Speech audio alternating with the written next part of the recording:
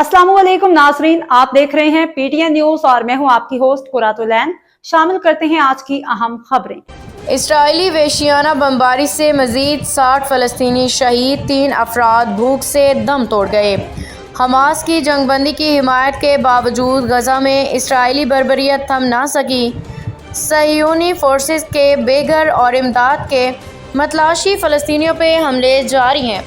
अरब media के मुताबिक गजा पर इसराइली बमबारी में 24 घंटे के दौरान 60 फलस्तीनी शहीद, मुतअद्दिद जख्मी हो गए। गजा सिटी, जनूबी और शुमाली इलाकों में शहरी आबादी को शदीद फ़िज़ाई हमलों का निशाना बनाया गया। शहीद होने वालों में ख़वातीन, बच्चे और इमदादी कारकुन भी शामिल हैं। 3 फ़लस्तीनी शहरी खुराक की अदम दस्तयाबी के बायस भूख से दम तोड़ गए। अरब मीडिया के मुताबिक अक़वाम मुत्तहिदा ने इमदादी रसाई महदूद होने पर कहत के ख़तरे से ख़बरदार कर दिया। दूसरी जानिब इसराइल ने 1,82,000 टन इमदाद गजा में दाखिल होने का दावा किया है। अक़वाम मुत्तहिदा ने सिर्फ 87,000 टन की तस्दीक की। गजा में अस्पताल, स्कूल और पनाहगाहें मुसलसल हमलों की जद में हैं। आलमी बिरादरी ने जंगबंदी की अपीलें जारी की हैं, लेकिन इसराइली कार्रवाइयाँ रुकने का नाम नहीं ले रहीं।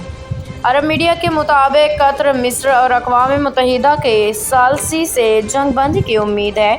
इसराइल के हतमी जवाब का इंतज़ार है। न्यूज स्टूडियो से फिलवक्त के लिए इतना ही। मज़ीद खबरों और अपडेट से बाखबर रहने के लिए देखते रहें पीटीएन न्यूज।